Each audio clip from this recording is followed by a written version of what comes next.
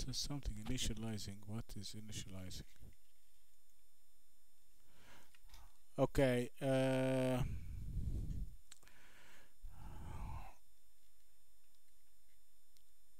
Just going for Mike and James, I'm going to sidestep from the chat because I'm getting a little bit distracted.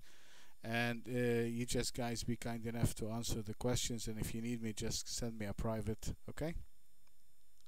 Thank you. All right. So now looking at the dollar index, as I said, we had the first breakout and the beginning of a trend change at the 76.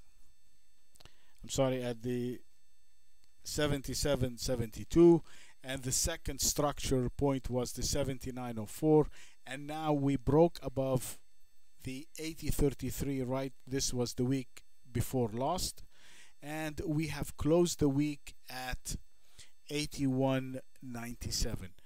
Right now, looking at this chart, we can safely assume that we probably have a trend change in the US dollar, and now the trend, the weekly trend for the dollar is to the upside, and we should be looking for the dollar to continue higher. This close is a very good close to close the week at 81.97. Our high for the week is 82.52. Having this close is a good close, and with this means that we should be maintaining our bias for the dollar, and we should looking for the dollar to continue higher. Then we go down to the daily chart for the and you can see that is the structure point at 79.04. Then we had the break at right above the 80.33, only for the market to come back and test the 79.89, which is a good, healthy way of the price behavior. That's what you want. You want a breakout point to come back and get retested. So right here, that is your breakout point. That's your breakout point, and then it comes back and retests it. Break, retest, and then go up. That is a healthy way of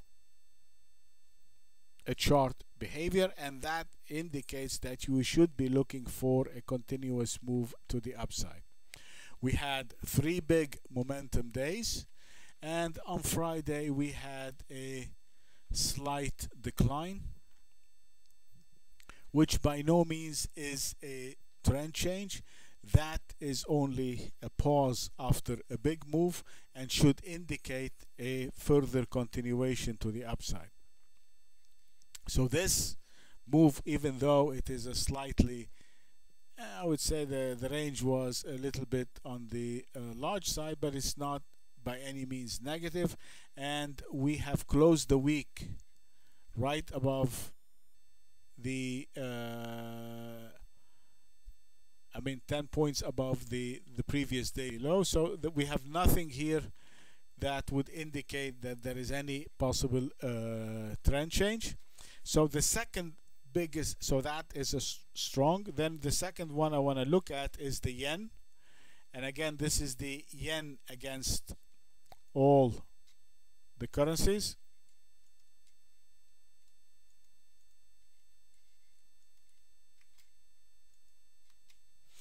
And as you recall from last week, this is where we had the sell signal last week. We are going to go short the yen upon a trade. This was from last week. We're going to be shorting the yen on a trade below the 1.099 or the 1.1, and we did break that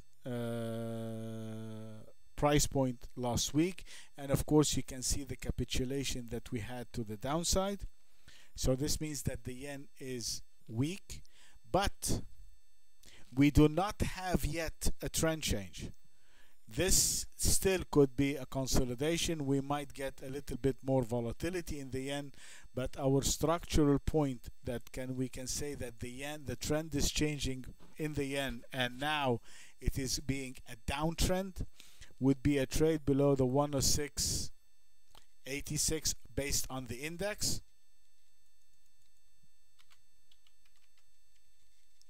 That will be our structural point to the downside.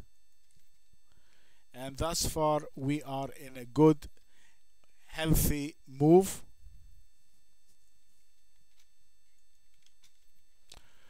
I don't know what is going on, guys. I'm trying to refresh here.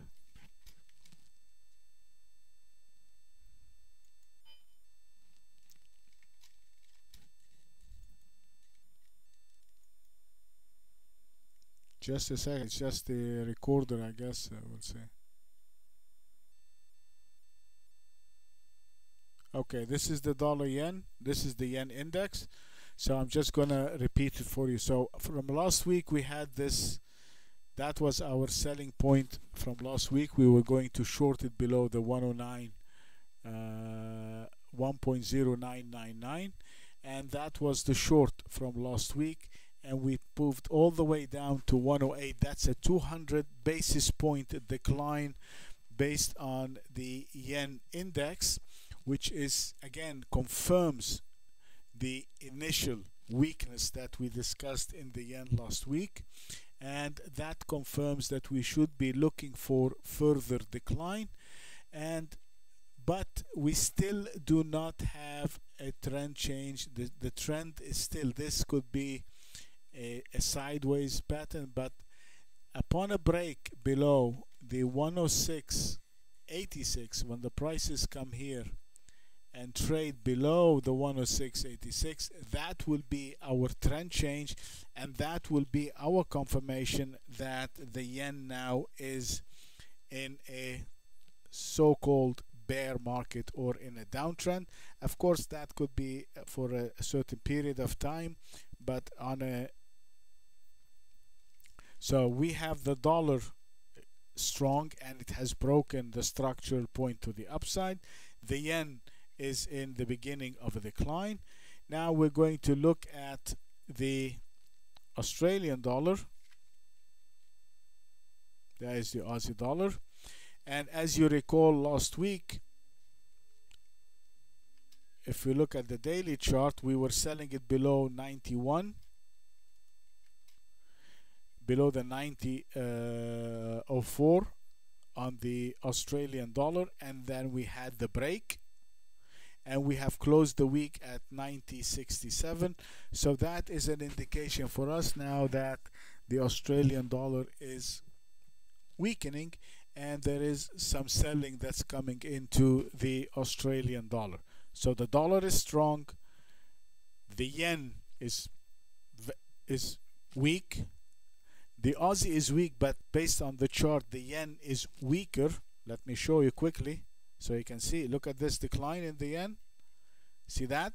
That is the weakness. So that is weaker than the Australian because that decline is fairly small. See that? So this means that the dollar is strong because it's moving up. The yen is weak, weaker than the Aussie. Let's look at the euro dollar. That is the euro index, and we always have to look at the weekly first because it gives us, it keeps us honest on our trade. It keeps us in the right direction because again, if a one-day fluctuation is by no means a trend change or an indication of a trend change. So on the weekly you can see that we're still in, we closed the week based on the index of at 103.04. This is still a bear market. We have taken the short on the euro right from here. That was our shorting point based on the index at the 1.42. It is now trading at 1.34, so that's about 1,000 points or 1,000 basis points that we had on this trade, and we should be still staying short. On Friday, if you look at the daily, you would see that we had this move to the upside, it is a big range move. The low of that day was 132.68. The high of the day was 134.25. So we had about 150 basis point move to the upside. This is not a trend change. This is not an indication that the market is going to go to the upside and we should start buying. All what it is that there was a reaction to the news on last week of what was happening in the Eurozone, and this was some short covering. It is good as a trading, but if we want to set up, that doesn't change much in the points on the euro. We will find some entry points in the euro dollar where we're going to decide that the bias is changing. Then we're going to look at the British pound, and the British pound, as I have mentioned to you last week, if you recall, the basic structural point that we have in the British pound, which is crucial, which is the 148.32. So it's 1.4832, and I want to show you that very quickly because it's extremely important for you to keep an eye on this number. This is a rare moment in history, guys. What I'm going to show you in the pound is a rare moment in history, and it is something that is going to give us a great advantage, and we can use it in our trading decision all of next week. The 148.32 that you see here has been the market low in 1994. I'll show you that on the, it's not showing here on the, there isn't enough data, but I'll show you that when we get to the British pound. It is the low of 1994, and this was the low of the famous George Soros trade, when George Soros was shortening the British pound in 1994. Okay, and this here, as you see, 93. This was that trade here. This is one of the most famous trades in history. This is where George Soros became the trader of the century, and he made $10 billion on that trade. He took it short from right here all the way down to the 148, and that was, as I said, the trade of the century, if you will. And as you see, it stopped at the 148.32, and that 148.32 was the equilibrium point for all of 1994. And going into, keep an eye on the all the way into 2000. Right there, the prices came back all the way to the 148 in the beginning of 2000, only to crash, and the low that was set upon the break of the 148, it made a low of 139.50. And you would see also right there, the 148 was the initial breakout point of the trend change that we had in the pound in 2002, and that was the beginning of the major trend change to the upside, and it took us all the way up to when the pound reached $2. And right now in 2009, look at this, it came back again. Look at 2009, back to the 148 and right back to the 135. That 135 low was the low of 1993-94. The 148.32 was the structural point of 1993. So we have 2 points which have been working 93, 94, 2000, 2003, and right now we are back at the 148.32, and we are sitting on it, and that is a typical price behavior. And so going forward, guys, we closed the week at 148.96. Our structure point is 148.32, and keep in mind, every trader, the Bank of England, all the major traders, the long-term traders, everybody knows the 148.32, and they're using it either as a point to take profits or a point to go short.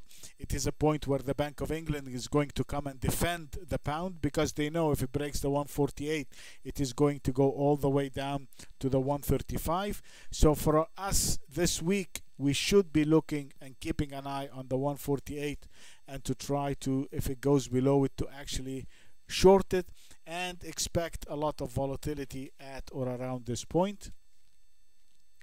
Last but not least, we're going to look at the Swiss franc, and as you see here, the Swiss franc as the index, this is the index of the Swiss. It closed at 93.92. What we have here is a trend change in the Swiss, and now the trend in the Swiss franc is down, and we should be looking for a continuation as long as the Swiss franc index is trading below 95.27. So in our hierarchy, the dollar is, as you see, we have a breakout to the upside, is the strongest. The Aussie is beginning to turn around, and we already have a sell signal, so it is slightly weak. We don't have a structural failure, we don't have a trend change, but it is getting into a consolidation. The CAD also, that was our selling point from last week, below 97.95. It closed 50 basis points below the index. So basically the only one currency that is an absolute clear-cut buy is the dollar. Then it is followed by the Aussie, and it's weak. You don't want to be actually buying the Aussie. You don't want to be slightly, you're not too gung-ho on the CAD. The yen is a sell, okay, and the Swiss franc is still, even though it's still in a trend change to the downside. So our bias is to be looking at buying the dollar across the board. The second choice to buy would be either the CAD or the Aussie. So here is the CAD, and here is the Aussie. I think that based on the chart structure, the CAD is, they're both on a sell signal, to be honest with you, but the CAD is slightly stronger. No, the CAD is actually weaker than the Aussie, because this here, that is a sell signal. Right here, the Aussie is in a congestion, so that's not, we're not getting to get too much liquidation out of the selling in the Aussie, but in the CAD we're probably going to get much more liquidation, because now all of these guys are going to sell to take their profits. So I would be, my second choice as strength would be the Australian, followed by number 3 is the Canadian. The weakest is the yen, or the yen is weak. The euro is extremely weak. The pound is at historic low, but it is sitting at the 148.32, so we have to be careful. And of course the Swiss is a weak selling. Now, just to be sure, we need to look at the other correlated markets so that we are at least playing it safe. If we look at gold, you see that gold now came down last week. This is a sell signal so far on gold, or a profit taking sell signal on gold. This is the gold index. Silver is also, it is not yet a sell, but it's already, there is no, it is profit taking coming in. So the precious metals are weakening. Platinum, that's the strongest of all the precious metals. And if you look at crude oil, you see that crude oils have been now in a sideways. So crude oil is weakening or getting into a neutral zone. The gold is also weakening. We have a sell signal on the gold on the daily, and the only metal that it's holding its own is the this is the copper. Okay, and the copper, as you know, is, look at this, this is the copper, and copper is very close to the Australian, and that's why the Aussie is not as weak as the Canadian dollar. So the metals are weakening, or at least in an equilibrium zone. There isn't it's getting into a sideways pattern. So our choices will be now is going long the dollar, then the Australian. The Canadian is the weakest of the long. The euro is very weak. The pound is very weak, but we might get some bounce above the 48.32. And the yen, of course, is the biggest seller. So the yen is on a real sell signal. So the weakest of them is the yen, or it's getting into a lot of liquidation. And then the Swiss franc. Okay.